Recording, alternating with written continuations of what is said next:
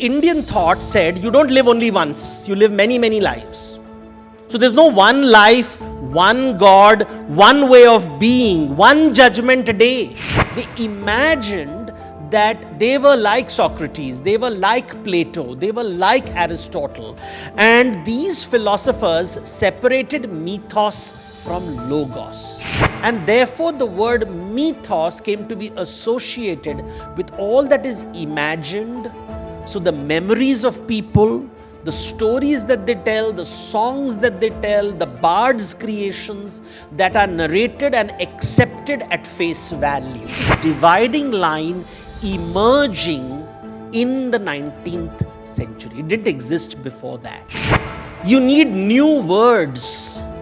You need new images. That is how communication happens.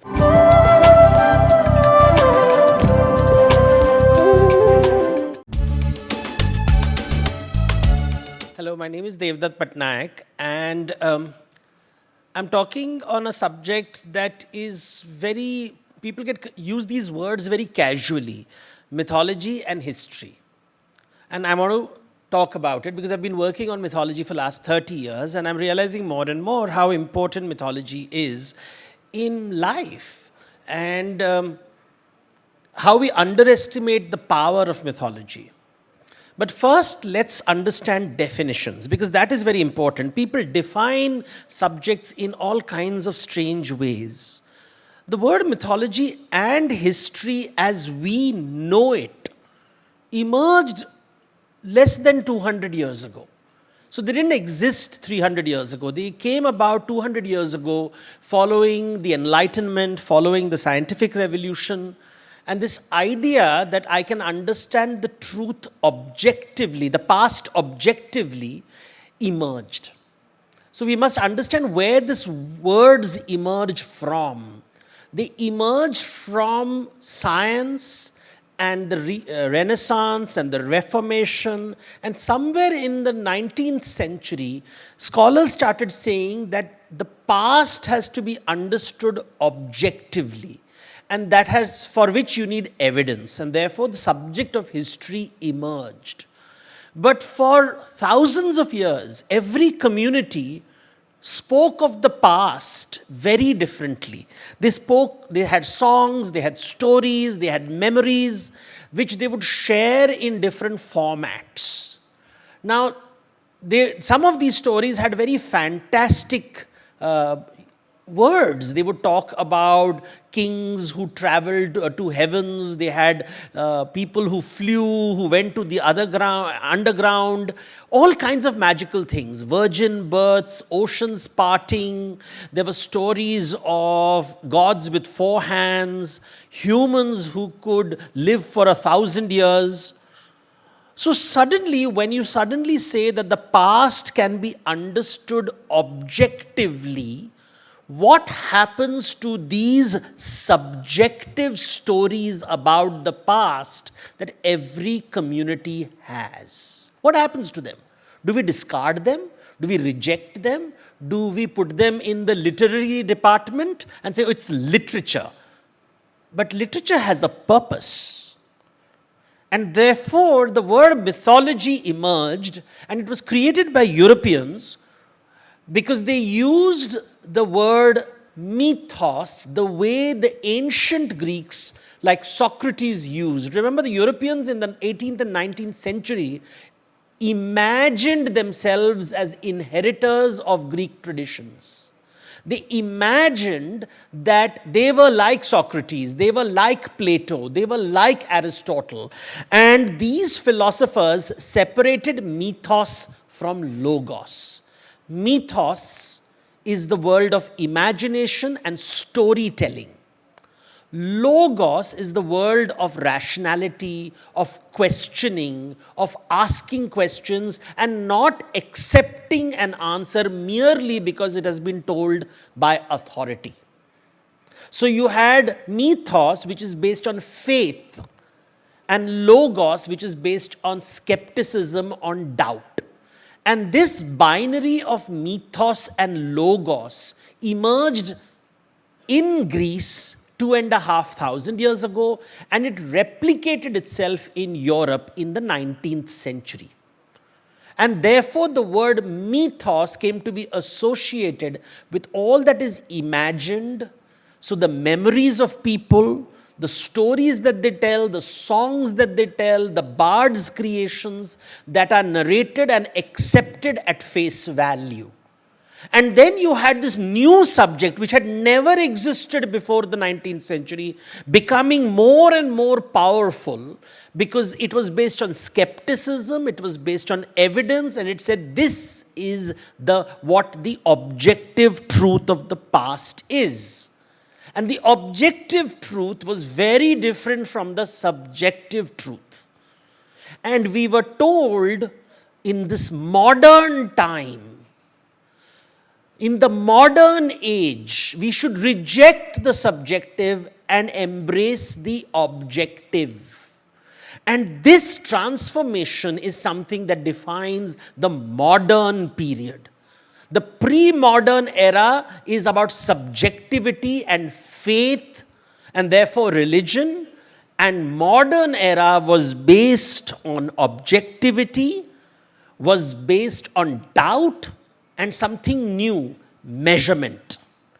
Measurement became important. Mathematics became important. Science became important. And history was associated with logos, with science, with objectivity, with mathematics. And you see this dividing line emerging in the 19th century. It didn't exist before that.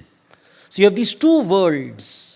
And you privilege the world of objective thought, of measurement, of logos, of rationality. Now, the 19th century is an interesting time because the 19th century were when empires existed. The British Empire existed. And the emperor decided what is the truth. The truth. Now, we don't live in a monarchy. We don't have emperors. We live in democracies. In democracies, who decides whose truth is the truth? It's a question to be asked. Who decides what is the truth? Translate the word the truth in Malayalam, or in Tamil, or in Odia, or in Hindi. You cannot translate it because the definite article the does not exist. You will use words like ekam satya, which means one truth, or param satya, the whole truth, but it doesn't mean the truth. You cannot translate it. And yet we have accepted the truth as a fact. We have been told that is it. Now, objective truth works when you're dealing with material things. So in physics, in chemistry, to some degree in biology. But the moment you come to psychology and the human mind, the truth is very difficult because you cannot measure concepts. And human beings are about imaginary concepts. Justice is an imaginary concept. It doesn't exist in nature. Equality is an imaginary concept. It does not exist in nature. These are human constructions and therefore the products of humanist philosophies. They are what humans want the world to be. They are not the truth. They are a human truth. They are subjective, not objective. They are made objective through repression. Because if you challenge them, you will be cancelled. You can't cancel people in physics and chemistry because it is based on mathematics. But philosophy, anthropology, sociology, there is no mathematics. So you can always have an opinion. In politics, in economics, mathematics doesn't play a major role. It is opinions. It is valuations. It is what you believe is important. And therefore, this difference between objectivity and subjectivity is increasingly being challenged in a democratic ecosystem. Because whose truth is the truth? Does the king decide the truth? Does the man decide the truth? Does the heterosexual decide the truth? Does the parent decide the truth? Does the upper caste decide the truth? Who decides the truth? So the truth is the world of logos. The truth is the world of mathematics, science, the earth sciences. Social sciences, in fact, earth science scholars will call social sciences pseudoscience because it is not falsifiable, it is not verifiable. You can't falsify and verify these things. In the 19th century, measurement was used and therefore wealth could be measured. So you could say he has wealth, he does not have wealth. He has education, he does not have education. He has tools and weapons and access to education, he does not have access to education. This is measurable. But there are many things that cannot be measured. Jealousy cannot be measured. I was once in a major conference in Bangalore with the best minds from around the world sitting there, and it was written behind the screen, "Think big, give us a problem which nobody has solved and we will solve it." So I went on stage and I said, I have a problem that I want you to solve. I want you to measure jealousy. Show me jealousy. I want you to create an app by which I can measure jealousy. Who is more jealous, who is less jealous? You can show me your bank balance, but can you show me jealousy? I see a Guruji sitting in front of me who says, I own nothing. We can make fun of him saying that you will travel in a private jet. But can you tell me if the Guruji has jealousy? How do you measure it? So when we use words like have and have not, we use it for objective reality. We don't talk about subjective reality. Who has jealousy? Who does not have jealousy? Do rich people have jealousy or do poor people have jealousy? Do men have jealousy? Do women have jealousy? Show me one scientist who can measure jealousy. And then you will realize the problem with history. Because history cannot tell you which king was jealous. Was Chanakya jealous? Was Ashoka jealous? Who was jealous? How do you know which king was jealous? Why do we fight? Do we fight for justice or because we are jealous? How do I know a revolutionary is not jealous? Because every revolutionary says he fights for justice and he will give you measurable statistical data to prove it in the court of law that he is fighting for the have-nots. How do you know he's not jealous? He's just jealous. He just hates your success. How do you know that? Can any historian tell you anything about jealousy? Does jealousy change the world? Jealousy destroys families. Jealousy breaks down marriages. Husbands can be jealous of their wives. Wives can be jealous of their husbands. Brothers are famous for their jealousy. Cain kills Abel out of jealousy. Kauravas and Pandavas have a fight over jealousy. Jealousy is happening everywhere. Isaac and Ishmael, jealousy. And suddenly you realize jealousy plays a very important role in the world. Wealth does, power does, so does jealousy. But why do we never talk about jealousy? Shall I talk about the other emotions? But I only want to focus on one emotion, jealousy. Because science cannot explain jealousy. Physics cannot, chemistry cannot, biology cannot. Psychology knows it exists but cannot measure it. You can never ever measure it. And therefore, you ask yourself whether history will give you all the answers. Because it does not. You know in your stories that Kaikeyi is jealous because you have been told by the storyteller. The storyteller tells you the emotion. When you are jealous, I can't see your jealousy. I can see you're competitive. I can see that you're competitive, but does competitiveness mean jealousy? And suddenly you ask yourself this question, how do you know? Because knowledge is important. And the subjects like history do not talk about emotions. They tell you what is right and what is wrong. This is good, that is bad. Many historians are losing credibility because they have become activists. They believe history has a purpose. That like the Old Testament and the New Testament, look at the words which were used when the Christian Bible was put together.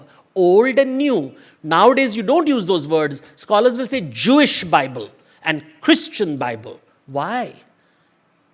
Because the idea of history having purpose, that an idea, a prophecy comes true, is a belief system.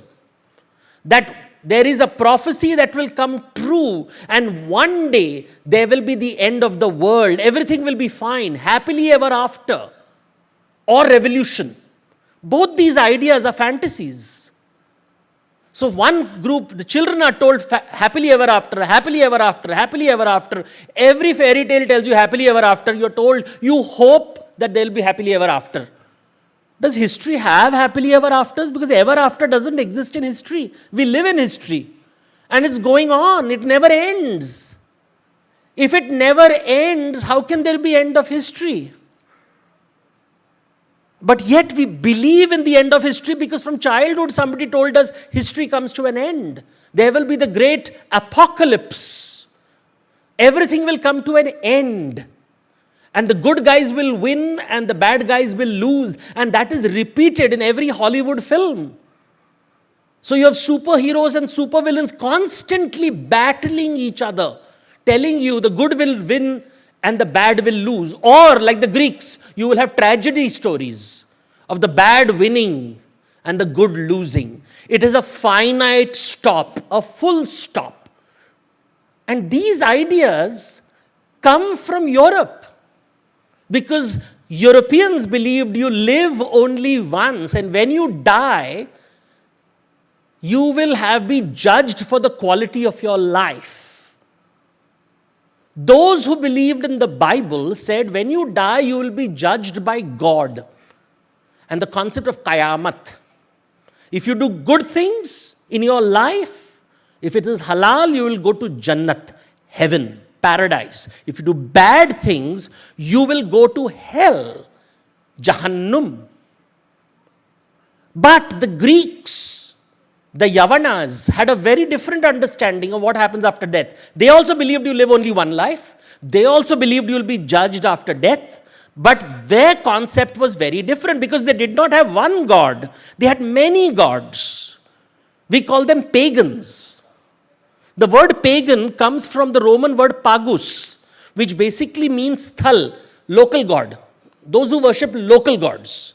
It doesn't mean anything else. Because the gods of monotheistic religions are not local. They are universal. But local gods, the god of Trivandrum, the god of... Across Trivandrum, you'll have temples which are local gods.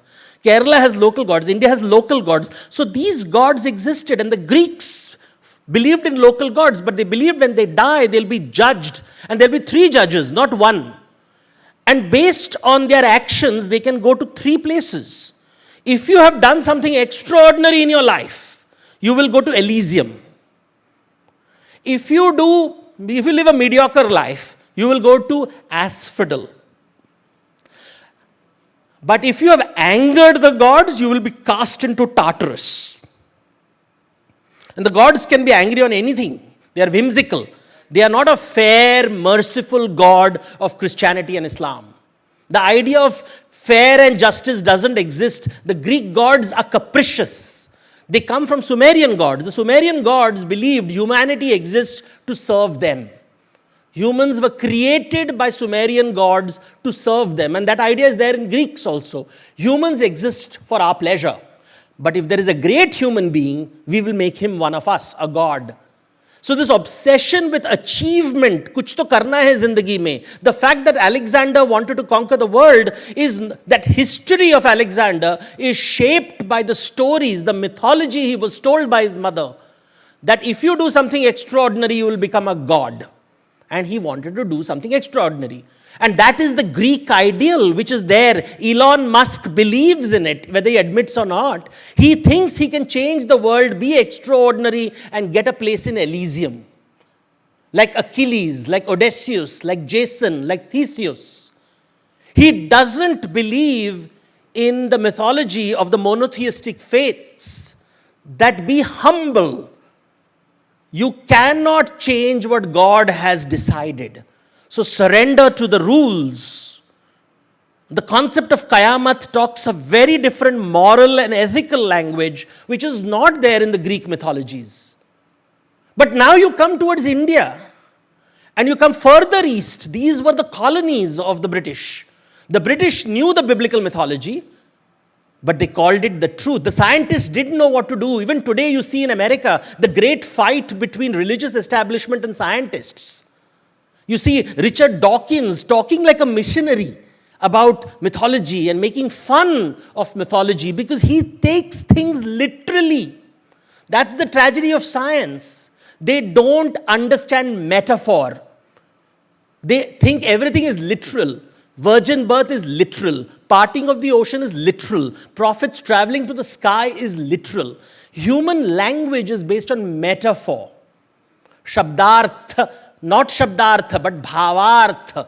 In Sanskrit, there is a separation of the literal, Shabdartha, and the emotional, Bhavartha.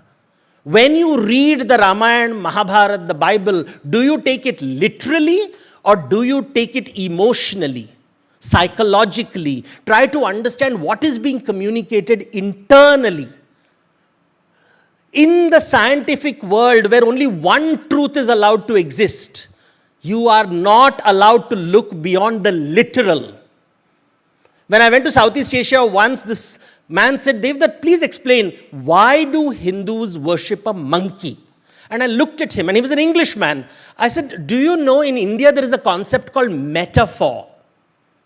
Do you English people know about metaphor? Do you believe that complex ideas need to be explained using jargons, metaphors? How do you explain a complex concept? You need new words. You need new images. That is how communication happens. If you have not understood communication, you are asking me a stupid question. And he didn't like it. But I said, you believe in justice. It doesn't exist in this world. Where is justice? Show it to me. Is it measurable?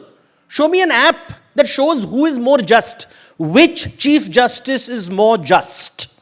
Do we have an app to measure it? Show me that app. And then that is how you know that mythology is very powerful. Show me an app that tells me which high court is more just than the other courts. Anybody who makes such an app will be thrown in jail in contempt of court. So we do not understand. Justice cannot be measured. The definition of justice in many traditional societies has been repayment of debt. Repay your debt. Repay your debt. The word debt was replaced by sins. So when you pray to God, you will say, forgive my trespasses, which means forgive my debt, what I have consumed without giving something back to society. But now, let's move from the Eastern mythology, Western mythologies to the Eastern mythologies. What is foundationally different? What is foundationally different? And before that, let's talk about the Arabian Sea, which separates the Western world from the Indian world. There is a very famous Persian story that when Adam and Eve were cast out of Eden, Eve or Havva fell near Jeddah. Jeddah is the city of the grandmother. Grandmother refers to the Eve, the mother of humanity. Adam, the father of humanity, falls in Serendip, the Adam's Peak of Sri Lanka. And that he crossed the Adam's Bridge and perhaps from Kerala took boat along the monsoons to reach Jeddah. Remember, there was a great trade happening. Indians had discovered the monsoon winds. The word monsoon, by the way, probably not Indians, probably Arabs, because the word monsoon comes from Mausam, the season, which is an Arabic word. And therefore, Eve of Arabia and Adam of the Indian subcontinent connected to each other through the boat. Now, is this fact? Is it fiction? Is it belief? Or are they trying to communicate something metaphorically? Shabdarth or Bhavarth? What do you want to take? The historian, the scientist, remember, they cannot understand metaphors. They only take things literally and therefore make fun of gods with elephant heads and 4 hands because you're taking things literally. When a man says to his wife that I love you so much that I want to bring the moon to you, does it mean he wants to be an astronaut? Nobody thinks so stupidly.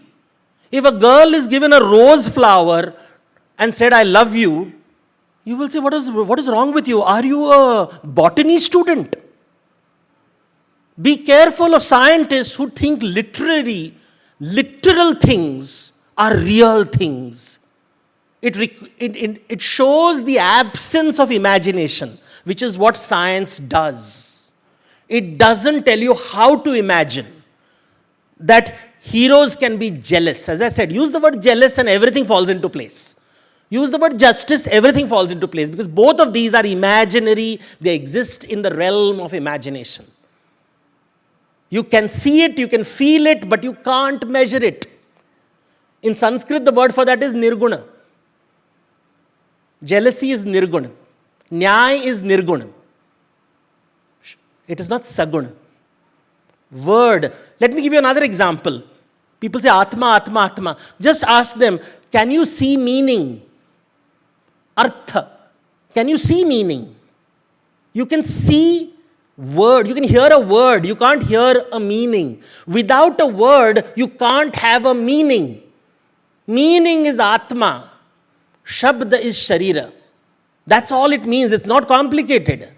You can never see meaning. You can only see objects and sounds and smells, and you give meaning to it. Let me give you an example. Kathakali dance. We have been told Krishna is blue, Ram is blue in color, but why are they shown green in Kathakali? And the reason is very simple. In Natya Shastra, green color means Shringara Rasa, beauty. The most handsome god is shown in green color. And therefore, in Kathakali dance, in Tanjore paintings, in Mysore paintings, in Odia paintings, Pattachitra, in Bengali paintings, Ram and Krishna are always shown green, not blue. Especially Ram. Ram is always shown because they're saying he is as beautiful as Kamadeva. That is what it means. Now, you'll say, how can anybody be green in color? Arey, that's a symbol. But how do you explain to a scientist? They are not so smart. And before anybody thinks that I'm not a literature student, I'm trained in science, I'm an MBBS doctor. And all doctors know that measurement does not explain everything in the world of health. Measurements are what you do in the laboratory, the lab test, the radiology laboratory. But signs, symptoms, all those things are all subjective. You go to the doctor with subjective problems. It is not an industrial complex of measurement. But coming back to India through the monsoon winds, you see, Indian thought said, you don't live only once, you live many, many lives. So there's no one life, one God, one way of being, one judgment a day. In fact, God is not a judge in Hinduism. And Buddhism and Jainism doesn't even have a God. So then how is the world functioning? There is no God in Buddhism, there is no God in Jainism. And I'll give you a problem with this. I was just reading the translation of M.T. Vasudevan Nair's English translation. And I'll give you the problem with translation. How do you translate the word Bhagavan in English? God. Ishvara, God. Deva, God. Mahadeva, great God. Now, do you write uppercase G or lowercase g? Uppercase or lowercase? If Vishnu is uppercase, what is Indra? What is Agni? Are they all uppercase or lowercase? If you don't know the answer, please buy my books. We don't think about these things. We just use these words casually. But uppercase means something which is absolute. The truth. Absolute. But Indian thought said, well, there is no beginning and there is no end. Anadi Ananta. There is no beginning. The story will go on and on and on. There is no teleology. There is no end of history. Things go up, things go down. Things go up, things go down. Parties come, parties go. Kings come, kings go. Boyfriends come, boyfriends go. Parents come and go. Everything goes away. Godfathers come and go. Everything changes with time. This is the Indian thought. So you have on one side of the monsoon, people who believe you live only once. On the other side of the monsoon, you have people who believe you live many lives. One side believes God is a judge. This side said, no, God is an accountant. He maintains accounts. And today, we have the finance department and the legal department deciding our fate. Everything is about finance. So you can say Eve, the people of Eve came up with the idea of the legal department, and Adam's people came up with the idea of the finance department. And all husband wives know without a legal system and a finance system, the house will collapse. The only problem with the accounting system is when you die, what happens to your debt? What happens to your debt when you die? And the West, therefore, had contracts. And they had said, this is proof that you have debts. And I will put it on your family and enslave them. Indians said, it never ends. You'll come back again and again and again and again. A different mythology emerged. So you have the rebirth mythologies, you have the one life mythology. This division between mythology and history was done by people who came from one life mythology, and they said there can only be one truth. So it has to be, and the first they said this one truth has to be God, and they fought amongst themselves. So you have the Catholics fighting the Protestants, the Shias fighting the Sunnis, the Christians fighting the Muslims. They kept killing each other till they said, okay, let's be rational and find one objective truth. And the atheism emerged, secularism emerged, one truth, one truth, one truth. Remove the gods, remove this thing, we will use science. But now in the 21st century, we realize science is dangerous. Today you have people who say that not all women can menstruate. You have the woke people who are challenging biology. They are saying that women can have penis. These are strange statements we have never heard before. But in mythology, we have heard them. We have always heard them in the pre-modern era. But the post-modern era is replicating the pre-modern era by creating the end of structures, by saying that monkeys can fly.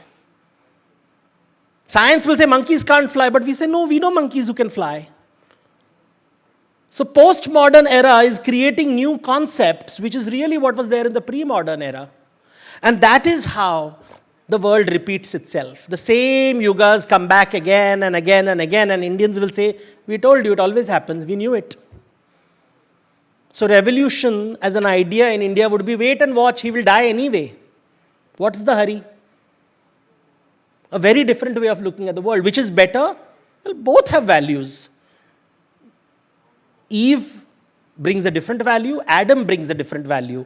One life brings one value, rebirth brings another value. And the Chinese have a totally different system. That's mythology. But if you want to understand diversity, you have to understand mythology. If you want equality, you'll focus on history.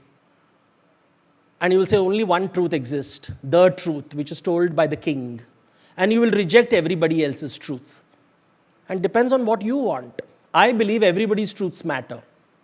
But there are many who say no, only the king's truth matter. And the day that happens, you will have the truth, one truth, and all diversity will come to an end.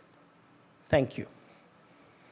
I invite Sri M.S. Vijayan, Joint Secretary, to deliver the memento to the honorable guest, Sri Devdutt Pattanaik.